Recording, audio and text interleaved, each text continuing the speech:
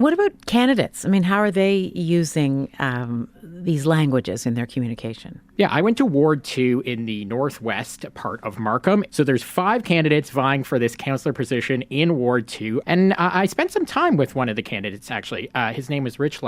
He moved from Hong Kong when he was 14 and actually quit his job to run in this election campaign. He was a host and news reporter, and he broadcasted in Cantonese, which is his mother tongue. I found out he's using it very often when he's going door to door.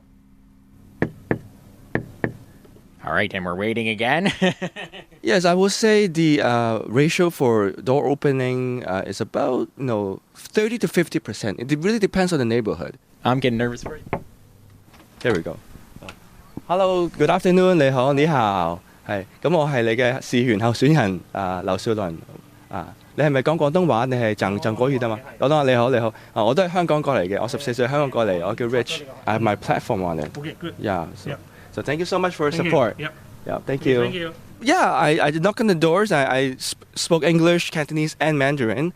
And I realized that he replied to me in Cantonese. So I continued the conversation in that language. In the beginning, I used to ask the question, what language do you speak? And I find people kind of hesitate a little bit. So what I do now is speak all the language that I know, see what their response are, see what language do they prefer, and I'll just go along with their language that they prefer. Okay, so we're walking down the street here, and we see a bunch of election signs out. Yes. What do we see on your sign exactly? What does your sign look like? Well, you can see my face, and there's also my English name, Markham Ward 2, and also my Chinese name. There's 3 letters called Lao Xiulun, or Liu Zhaolin in Mandarin. So I want to make sure that people can see my Chinese name and also my English name as well. And Joe, I found out it's not just his campaign signs. He's got brochures and part of his website in traditional Chinese, like many of the other candidates in this ward. Ritch actually keeps a brochure in traditional Chinese in one of his back pockets of his pants and another that's in English, the brochure, in the other back pocket. He remembers which one is in which pocket, so he can easily grab the right one when he's going door to door and talking to people. So, and how critical is it? I mean, how important is it for Ritch to do this? Yeah, we spoke about that a lot. He told me he actually had a really tough time deciding to include both English and Chinese on his signs and his flyers.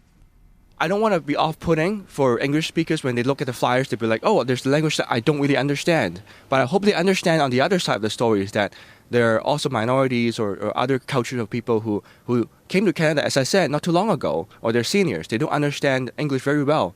So they cannot literally understand Canada's platform or their background. So by having Chinese or the language that they understand, they will have a chance to understand the candidate that they might be voting for. When you speak their mother tongue, they feel like you are one of them, and they feel at home. They feel more at ease. They will have their guard down. I do have incidents where I met with an Asian person, and I tried to start with English, and they didn't seem like they want to talk to me. When I instantly realized that they might speak Chinese, and I switched to that language, and they instantly smile. So that's a big surprise for me too. It's a choice that we can take to, be more inclusive and take care of people that are being left out, mostly. And he told me it's important that we are working to include more than just the Chinese community here, but all other cultures as well as we think about municipal elections and who can be involved and who can't in them.